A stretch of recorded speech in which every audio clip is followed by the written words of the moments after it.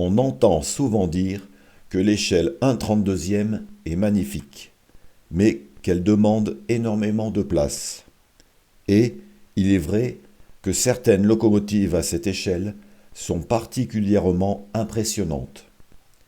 Les machines de ligne, qu'elles soient à vapeur, diesel ou électriques, prennent toutes leurs dimensions au 1/32e. Le niveau de détail est exceptionnel et leur présence est incomparable.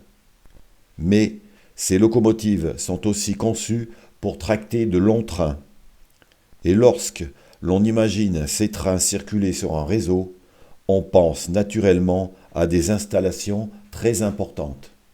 Il existe effectivement des réseaux en échelle 1 capables d'accueillir ces longues compositions. Ces réalisations sont souvent spectaculaires et démontrent tout le potentiel de cette échelle. Mais cette vision ne représente qu'une partie de la réalité, car le chemin de fer, dans la réalité, ce ne sont pas seulement les grandes lignes et les trains rapides.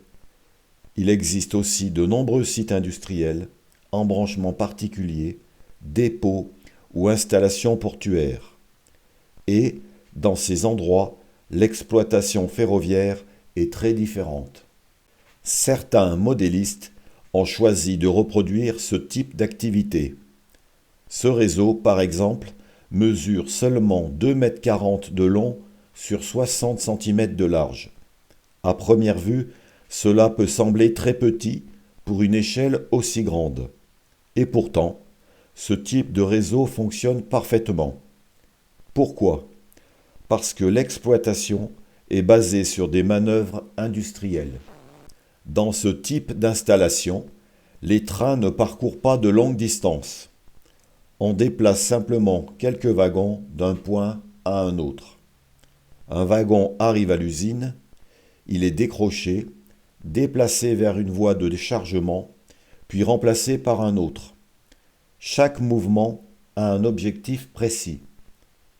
On ne cherche pas à faire tourner un train en boucle, on reproduit simplement une activité ferroviaire réaliste.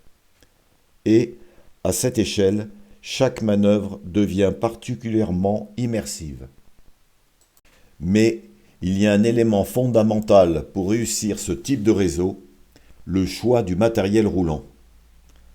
Lorsque l'on pense à l'échelle 1, on imagine souvent les grandes locomotives de ligne. Ces locomotives sont impressionnantes, mais elles sont naturellement conçues pour les grandes lignes. Elles nécessitent donc un espace important. Mais il existe toutefois des locomotives beaucoup plus petites. Les locomotives de manœuvre travaillent dans les triages, les dépôts ou les embranchements industriels. Elles sont plus courtes, plus maniables et parfaitement adaptées à des réseaux compacts. Et si l'on va encore plus loin, on trouve les locotracteurs industriels. Ces petits engins sont très répandus dans les usines et les installations industrielles.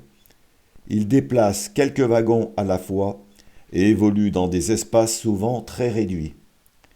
Et c'est justement ce type de matériel qui se prête parfaitement à un réseau compact à l'échelle 1.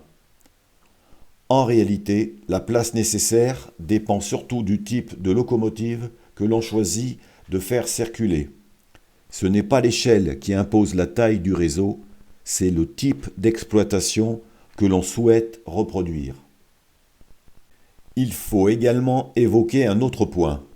Aujourd'hui, l'offre de matériel spécifiquement français en échelle 1 reste encore relativement limitée. Même si la situation évolue progressivement, le choix est plus restreint que dans d'autres échelles. Il est donc parfois nécessaire d'utiliser du matériel d'origine allemande. Mais cela ne pose généralement pas de problème pour les réseaux industriels.